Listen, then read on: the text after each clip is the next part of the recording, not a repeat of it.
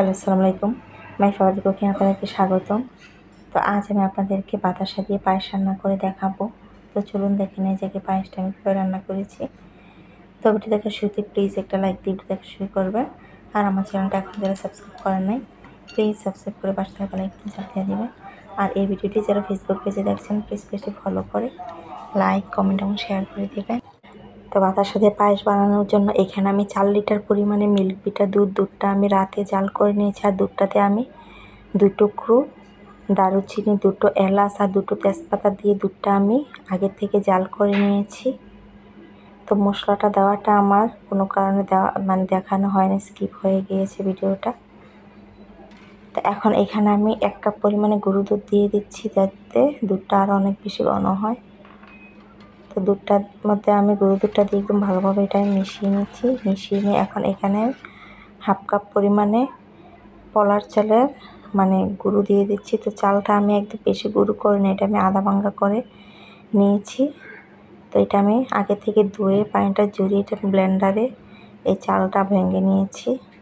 এখন আমি চালটা দিয়ে একটু ভালোভাবে মিশিয়ে নিলাম। এখানে আমি সামান্য পরিমাণে লবণ দিয়ে দিলাম। তো মিষ্টি খাবার অবশ্যই কিছু পরিমাণে লবণ দিতে হয়। এখন দিয়ে একটু ভালোভাবে মিশিয়ে এখন এটা আমি চুলায় বসিয়ে দিয়ে অনবরত নেড়ে এই পায়েসটা আমি রান্না করে নেব।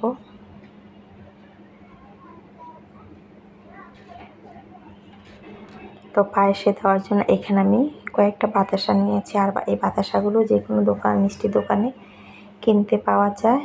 তো এগুলো আগেকার দিনে মানুষ অনেক বেশি এই বাতাসাগুলো খেত। এটা আপনারা চিনেন কিনা এটা আমি জানি না। এটা আমরা বাতাসা নামিয়ে চিনি। এটা কে কী নামে চিনেন এটা অবশ্যই কমেন্টে একটু জানাবেন। তো এখন এই বাতাসাটা আমি এই পায়েসের মধ্যে দিয়ে দিব। আর ওই দিক দিয়ে আমরা পায়েসটার মধ্যে যে চালটা ভেঙে দিয়েছি এই চালটা সেদ্ধ হয়ে গিয়েছে। অবশ্যই চালটা সেদ্ধ হওয়ার পরে যে কোনো মিষ্টি জাতীয় জিনিস দিতে হবে। এখন এখানে আমি বাতাসাগুলো দিয়ে দিচ্ছি। তো এখানে আমি প্রায় 10-12টা বাতাসা দিয়ে দিচ্ছি। তো দিয়ে একটু ভালোভাবে মিশিয়ে এটা আমি রান্না করে নেব। আর এটা দেওয়ার পরে এটা এমনিতেই তাড়াতাড়ি করে গলে যাবে। তো বাতাসাটা দেওয়ার পরে এটা আমি কিছুক্ষণ জাল করে নিলাম। আর জাল করতে করতে আরও কিছুটা ঘন হয়ে আসলে এটা আমি নামিয়ে নেব।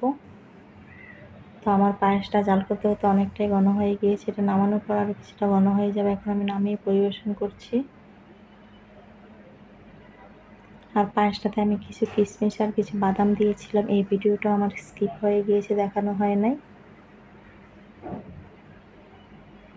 তো আমার পায়েসটা হয়ে গিয়েছে। এখন এটাতে আমি কিছু কাজু বাদাম কুচানো আর কিছু কিশমিশ দিয়ে এটা আমি আপনাদের পরিবেশন করে দেখাচ্ছি। তো হয়ে গিয়েছে বাতাসা দিয়ে পায়েস রান্নার রেসিপি। আর এই রেসিপি যদি আপনার ভালো লেগে থাকে প্লিজ লাইক, কমেন্ট এবং শেয়ার করে দেবেন। সবাই ভালো থাকবেন, সুস্থ থাকবেন। আজ এ পর্যন্তই, আজকের জন্য আল্লাহ হাফেজ।